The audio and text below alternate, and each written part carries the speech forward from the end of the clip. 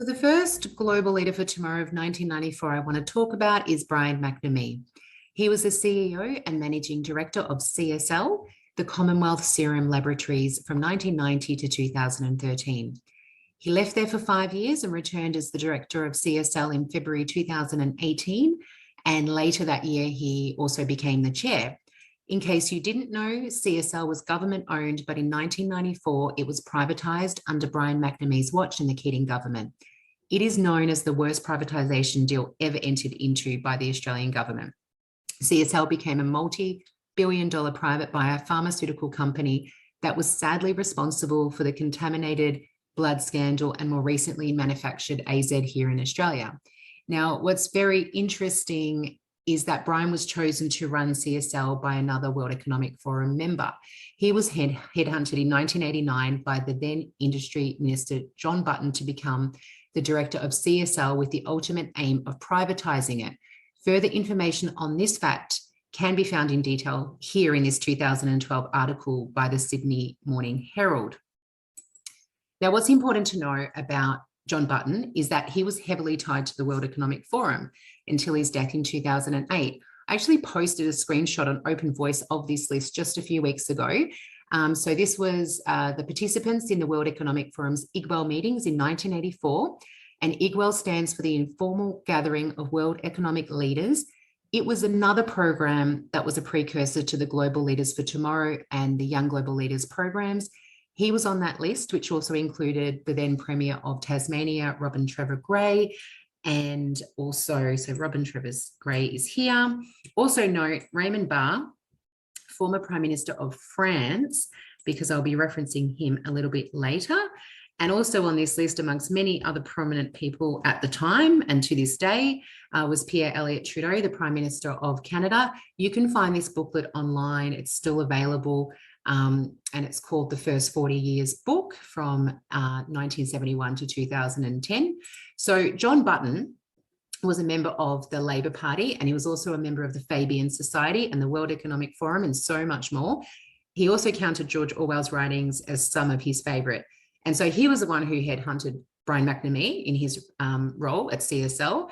And Brian McNamee was also on the panel of the 2014 Financial System Inquiry, which is also known as the Murray Inquiry. He's also the chair of Genesis Care and is also on the board of the Corporate Governance and Nomination Committee, the Securities and Market Disclosure Committee, and the Innovation and Development Committee. If you're interested in finding out more about all the Australian cogs in this globalist agenda, then Brian McNamee is a big cog to investigate. I'll put some references in the comments, and I'm also going to put a very interesting article in the comments as well, which runs through some interesting facts and also just points out that we are paying for what we used to own. It's called The Strange Case of CSL, and that will be paying over $1 billion over the next 10 years to CSL for pharmaceutical products that were developed when we owned it. So also in 1994, as a World Economic Forum Global Leader for Tomorrow, there was John Patrick Mullen. He was born in England and grew up in Portugal and moved to Australia in the early 1980s. So he's currently the chairman of Toll Holdings, Brambles and Telstra, and the director for Brookfield Infrastructure Partners. In the past, he was involved with UNICEF and was the chairman of the US National Foreign Trade Council in Washington from 2008 to 2010. Moving on to the class of 1995, we have William O'Chee, or also known as Bill O'Chee. Now, he was born in Brisbane and was the Senator of Queensland from 1990 to 1999. At the time, he was only 24 years old and was the youngest person to become a senator. He grew up in Queensland, and after completing his schooling, he attended the University of Oxford with people like David Cameron, who also would go on to become a young global leader and who would later become the Prime Minister of the UK. Also Camilla Cavendish, who would go on to become David Cameron's Director of Policy, and many others who would go on to take up important positions and make great fortunes, such as Amanda Pullinger, Guy Spear, and Andrew Feldman. Prior to his position as Senator for Queensland, William was an investment banker, and during his time in the Senate, he served on the Senate Standing Committee on Legal and Constitutional Affairs. the Joint Parliamentary Committee on Treaties, the Senate Standing Committee on Environment, Recreation, Communications and the Arts, and the Senate Select Committee on a New Tax System, and the Senate Standing Committee on Regulations and Ordinances. In his first speech after being sworn into the Senate, he addressed environmental, economic, and youth issues. He urged the adoption of policies of sustainable growth with constant focus on our long-term economic future. Most importantly, he set a precedent with his landmark case over parliamentary privilege. So setting the stage for politicians to have even more legal immunity and protection against civil or criminal liability for their actions or statements, and less transparency for the public on what goes on behind closed doors. These days, William O'Chee has returned to his career in investment banking, and he's a partner at the Himalaya Consulting Group in Brisbane. Molly Harris Olsen is currently the CEO of Fairtrade Australia and New Zealand and has been since 2014. Molly is also the director of EcoFutures since she co-founded it in 1998. EcoFutures is an Australian-based international policy firm working on building sustainable strategies with business, government, and civic leaders. Since 2014, Molly is also a member of the board of directors for Natural Carbon Proprietary Limited, and this company works with Indigenous groups, farmers, and other land managers to achieve long-term economic and environmental sustainability.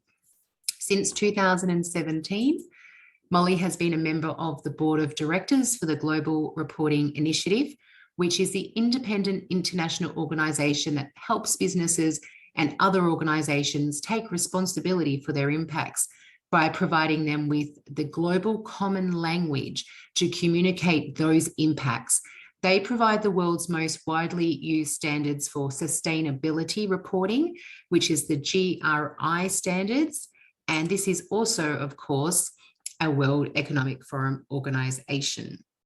And the current funders of this program is the Department of Foreign Affairs and Trade, DFAT, Australia. And in the past, it's been funded by the United Nations Development Program and the World Business Council for Sustainable Development, amongst many others. Now, prior to Molly's position at Fairtrade Australia and New Zealand, she worked as an international chair for Fairtrade International between 2008 and 2013. And prior to that, she was the founder of the National Business Leaders Forum of Sustainable Development, which was after she was the executive director for President Clinton's Council on Sustainable Development, where she was appointed by President Clinton himself. This ran for 4 years from 1992 to 1996. So this was a 25-member council of high-ranking representatives from industry, government, environment, labour and civil rights organisations, which was commissioned to develop a national action strategy on sustainable development. And in March 1996, the council submitted its report, Sustainable America, a New Consensus, to President Clinton. Molly is also a World Economic Forum agenda contributor, amongst many more things. So the third member for the World Economic Forum's Global Leaders for Tomorrow program, 1995, is Jost Stallman. Now, he's a German-Australian businessman, son of a very well-off businesswoman, and his father, a senior ministry official. He was the CEO and major shareholder of Tyro Australia from 2005 to 2016. And Tyro is a financial technology company. It was founded in 2003 and was the first entrant into the Australian FPOS business since 1996. It was the second company in Australia to be granted a specialist credit card institution license after GE Capital. The Tyro logo is on many FPOS machines around Australia. Take notice next time you're paying by card.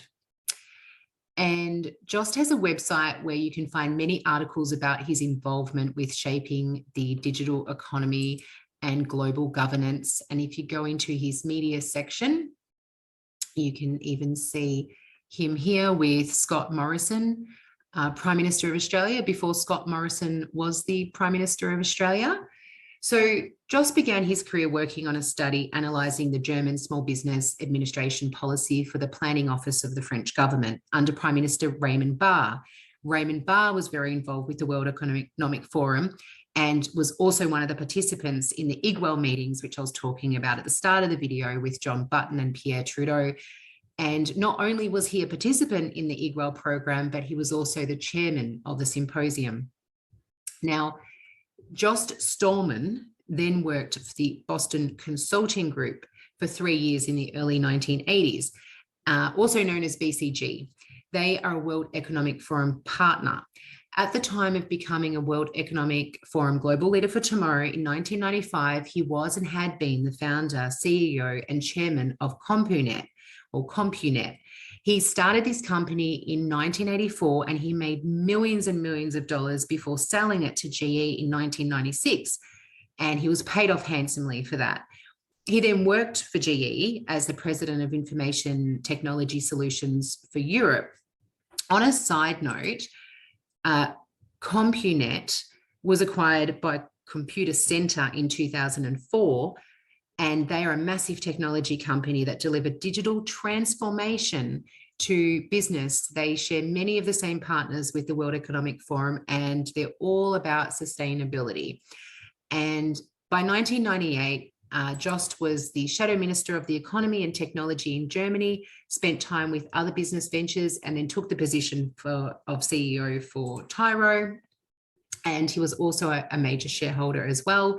He finished up with them in late 2017, and now he currently owns 2 companies in Europe. And whilst we are talking about Tyro, David Thodey is the current chairperson of Tyro. And in case you don't know who he is, he was the chairperson of CSIRO until just a few months ago.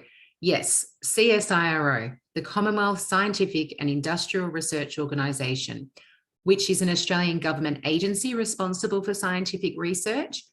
It's amazing how much conflict of interest there is amongst those who are supposed to work for us in the government, and yet they are also at the same time in corporate positions making millions, if not billions of dollars for them and their friends, because they invest or work for or are affiliated with the companies that they allow to have a monopoly here in Australia. Now, David is very involved with the World Economic Forum. He also attended Davos in 2014 with 23 other prominent Australians, which included people like Tony Abbott, Andrew Robb, the Minister for Trade and Investment, billionaire Solomon Lew from Century Plaza Group, and Anthony Jones from ABC, just to name a few. He's also the board member of Ramsay Healthcare, and Ramsay Healthcare is huge. They own and operate hospitals for public and private patients. It also offers healthcare services. Just like with many of these people, they're so involved with the healthcare industry. And David has also been a board member at Vodafone. He's been on so many boards. He also spent 14 years at Telstra. He was the CEO of Telstra and the Group Managing Director for Enterprise and Government. He also spent 22 years at IBM as the CEO for Australia and New Zealand. Now, in this most recent CSIRO report, it's called their Corporate Plan for 2021 to 2022. It's their key strategic planning document on how they will deliver on its purpose over the next 4 years. So David Thodey and the panel laid out their vision for Australia for the year 2030. And of course, with stakeholders in mind, this report is absolutely saturated in climate change jargon. The word resilience or resilient is mentioned 29 times. Sustainability is mentioned 34 times. Digital is mentioned 41 times. Stakeholders are also mentioned several times. They talk about plant protein being the future protein with an aim of investing $10 billion over the next 5 years. And in this 56-page report, there's 21 references. And amongst those references are, surprise, surprise, the World Economic Forum's 2021, the Global Risk Report. So they're basing their strategic plans for Australia on the advice of the World Economic Forum, a non-government, privately owned entity a facilitator for the richest people in the world to create a corporate global governance system with no public debate or consultation at all. Now, this isn't the only connection that the CSIRO has to the World Economic Forum. There are many, many dots. So young global leader, James Chin Moody, who was given the role as executive director at CSIRO right after being chosen by the World Economic Forum to be a global leader for tomorrow in 2003. So he worked for the CSIRO for 5 years. He held many positions there. And his relationship with the World Economic Forum is not just limited to being a young global leader. So he's also an agenda contributor. He was also on the Young Global Leader Global Responsibility Licensing Task Force. And he also went on to be one of the 4 Australians who took part in the 2010 World Economic Forum program called Global Redesign. So Global Redesign, it's an initiative, a multi-stakeholder dialogue on the future of international cooperation set up in the midst of the global financial crisis. Its purpose was to stimulate thinking and debate about how the international community and its institutions and organisations in their widest sense can be adapted to contemporary challenges. The distillation of this process has helped the forum's many communities to develop proposals that seek to highlight potential responses to the challenge of adapting to a new global business and social environment. So James's wife is Geraldine Chin Moody, and she's also a young global leader of 2011, and she's a World Economic Forum agenda contributor as well. And she's also attended Davos before, and also, like James, has worked for the UN. So she also attended Harvard, like many of these World Economic Forum people, and she's held senior executive positions with Baker & McKenzie, Virgin Australia, and UN Women Australia, just to name a few. And interestingly, Geraldine also founded the first World Economic Forum Global Shapers community here in Australia. So just before I finish off talking about the CSIRO and its connections to the World Economic Forum for today, I want to mention one more World Economic Forum Australian by the name of Catherine Patricia Foley. So she's currently the Chief Scientist of Australia. And she was appointed Chief Scientist of Australia on January 2021. And she replaced another World Economic Forum member and agenda contributor, Mr. Alan Finkel, who's now moved on to accept the invitation by Scott Morrison in a newly created position of Special Advisor to the Australian Government for Low Emissions Technologies. That's him over there. Now, so she's currently the Chief Scientist of Australia, and she was the Chief Scientist for the CSIRO prior to this. She was with the CSIRO since 1985. And when she recently left there to take her new role as Chief Scientist of Australia, she was replaced by another World Economic Forum member, Bronwyn Fox. So I'm going to wrap it up here for today, but please look into this for yourself. It can all be verified, and stay tuned for part 2.